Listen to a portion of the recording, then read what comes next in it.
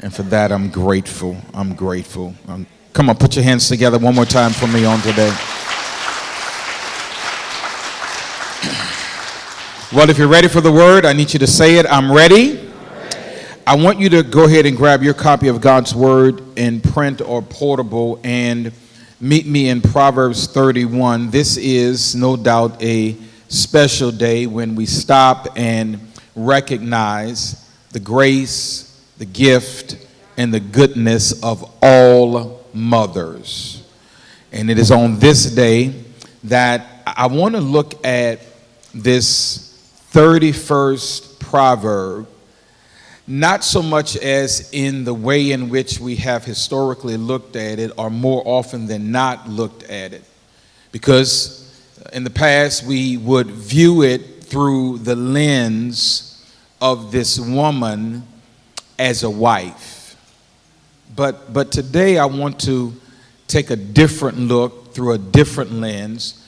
And I don't want us to view her as much as a wife, although it's interconnected, but I want us to view her from the vantage point of a mother, because looking through this different lens, albeit we are celebrating Mother's Day, and we do celebrate you, but I believe even for the men in the house, what we're going to hear today is going to be both insightful and instructive for us as we learn from this ancient mother. I'm reading, as we began, one verse, and that's verse number 28, and I'll walk us through and direct us through this particular proverb in order that we can lift up what we need to hear. Proverbs 31 and verse number 28. If you have it, say, I have it. Here's what it says. Her children rise up and call her blessed. Her husband also, and he praises her. Her children rise up and call her blessed. Her husband also, which suggests that he also calls her blessed. He also rises to call her blessed, and he praises her. And I want to talk today about life lessons from a mother to her children. Life lessons from a mother to her children. The exhortation is clear. It's right there in the verse that I read in your hearing.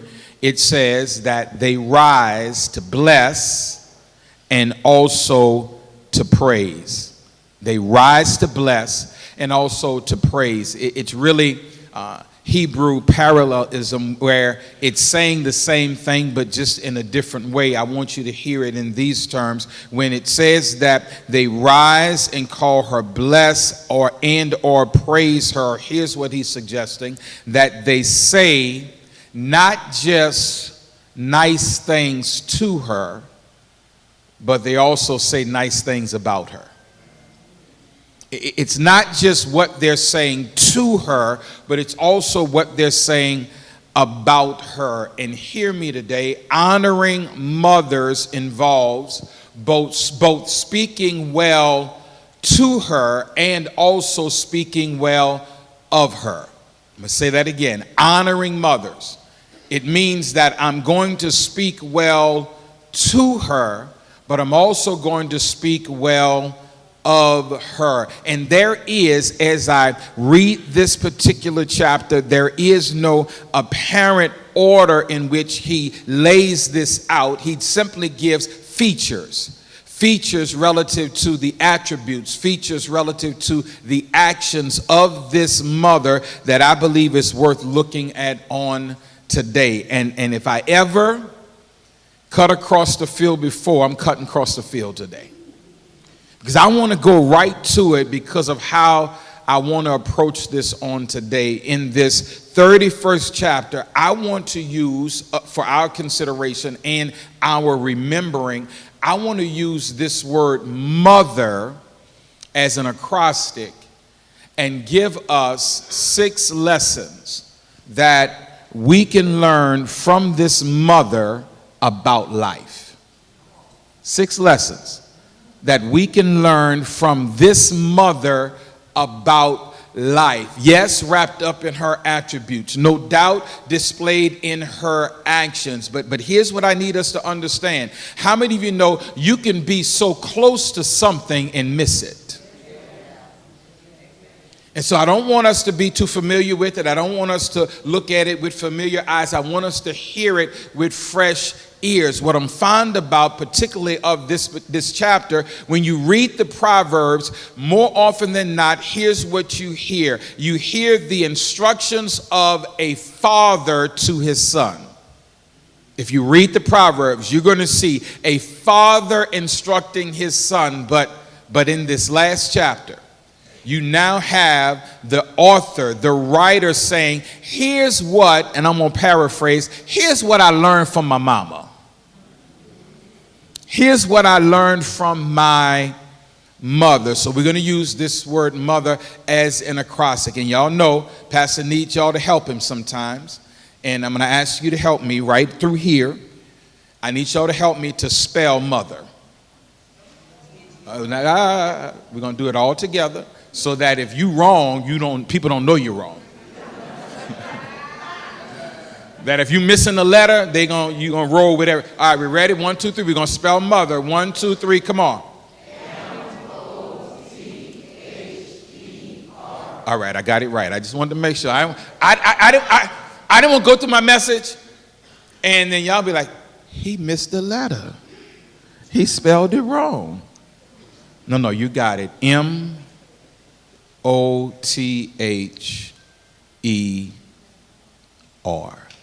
Can I digress for 1 second? I need y'all to respond to me, whether it's your mom or your grandmother, because you know we had names for them. Anybody had a big mama? Anybody had a Mimo? One person, praise the Lord. What are some other names y'all had for mothers? Medea. I don't know how I missed that one. Medea. What? Granny. Mommy. Mama. Who? Dear. Oh, yeah, Sister Allen did that. Yeah. That's St. Luke. That's way back there. I got you. Geesey. We called my grandmother Mother. That's what we called her, Mother. And it wasn't until looking at this that I began to think about it relative to going to Gentilly as a child and being by my grandmother's house and looking at her. And my grandmother was a quiet woman. But even in her quietness, there was strength. And we're going to see that in a second. And I started to think about it. I started to call my sister and ask her, how many children did my grandmother have? Because I don't know that kind of stuff. But at least 10. I stopped counting after 10. And you don't have 10 kids and not experience and also learn something about how life works. And I believe that whether it's my mother, whether it's your Geesey, Meemaw, Medea, or whatever you call them, there are lessons to be learned. And just in case somebody's saying, well, Pastor, that's not my frame of reference, Pastor, I didn't really have it like that, my family wasn't like that, that's okay, because God never leaves us stuck out. And he always gives us a picture and a portrait and an image that we can grab hold to in order to be informed about how to navigate our lives down here. And I want to use this woman in Proverbs 31, not through the lens of a wife, but through the lens of a mother, as she instructs her son, and as her son observes her life, what lessons are there to learn? Everybody say M. Here's the first lesson that we can learn from this mother about life. We can learn a lesson, and please listen carefully. We can learn a lesson in management. In management. We see that in verse number 27. I'm going to take us through this particular chapter, verse 27. Listen to what it says. It says, she looks well to the ways of her household and does not eat the bread of idleness. Let me read it again. She looks well to the ways of her household and does not eat the bread of idleness. If this mother teaches us anything, she teaches us a lesson in management, because as the scriptures declare, she's able to look at her household. She's not an idle mother, she's a diligent mother, and she knows how to manage what needs to be managed for her household. Let's broaden the view. She knows how to manage what needs to be managed for her life. And here's what I'm fond of. Way back then, down through the years, they did way less or way more with less than we have today. And we have a whole lot at our disposal today, and it seems as though we come up short often because we're doing less, although we have more. If we can learn any lesson from this mother, I want us to learn a lesson in management. Here's the question: how are you managing your life? How are you managing your life, your affairs, your responsibilities, your obligations? How are you managing them? Because the truth is, a whole lot that we do has not been forced upon us. We've chosen and elected to do what we do. You ever heard somebody say this? I don't have enough time to do all that. It's your life. And there comes a point where we have to start prioritizing what needs to be prioritized, majoring on the majors, and really redefining or eliminating the minors, and say, I have to get to the place of understanding. Here's what's significant and important about my life right now. And hear me well. The older you get, that becomes clearer. We gotta manage this. Okay, yeah, I'll say it. The problem that we have is that sometimes we think that we're going to arrive at a place of mastering it. Everybody say, it's not mastery, it's management. Come on, say it again. It's not mastery, it's management. I use that in shameless plug. I use that in the book I wrote. That's the last chapter of the book, if anybody's interested.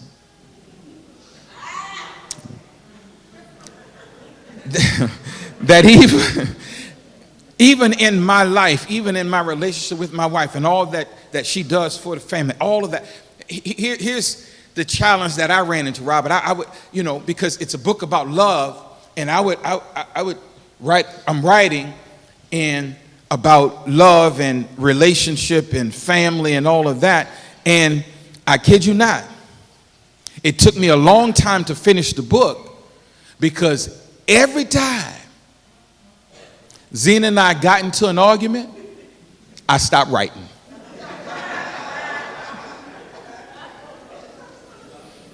Okay, let me tell y'all the truth. We got into an argument, and I deleted that page. Deleted that page. Because I'm thinking, how am I going to write a book about love and relationship and family, and how you show up and interact, and how it's all put together and handled. And here it is. She always mad with her brother. Y'all notice how I said that? She always mad with me. And I was walking one day, and I'm going to the next letter. I was walking one day, and as I was walking, it was like God spoke it to me. If it would have been in an audible voice, it wouldn't have been any more louder. He spoke into my heart. He said, that's your problem. He said, your problem is you think that you're going to master this. He said, it's not mastery, it's management. I went back home and I finished writing I finished the book. That became the title of the last chapter. Not mastery, but management. Because here's what he's saying. You got to get up every day with the mindset that I got to look at what I have and what's before me and what God has graced me with. And I got to manage this and not think I'm going to master it. If you're a mother and you have kids, come here. Let me help you. Let me free you. It's management. It's not mastery. Everybody say M. We learn a lesson in management, but then O, I'm going to spell it right. O, this mother teaches us this. It's a lesson not only in management, and it may sound similar, but I'll show you the difference. It's a lesson in organization. Everybody say organization. Look at verse number 15. Verse number 15 of this 31st chapter. In verse number 15, here's what it says. She rises while it is yet night and provides food for her household and portions for her maidens. I like the language there. She rises while it's still night. In other words, she beats the sun up. Or she gets up as early as she has to get up, in order that she can provide what she needs to provide for her family based upon what her family needs. And not just her family, but also those connected in terms of servants or maidens. And hear it this way. She knows how not only to manage her life, she knows how to organize what needs to be organized so that she's able to maximize what it is that she has. And you know what's critical about this? Please don't miss it. What's critical about this is we have to begin to appreciate the seasons of our life. And everybody's not in the same season. You may be in a different season than another mother, a different season than another wife. You may be in a different season than another family. You have to learn how to maximize in the season that you're in, and it's going to require some organization. How is it that we can be so organized on our jobs, but so haphazard when it comes to our house? I didn't think that one was going to go over well, but that's okay. I'm all right.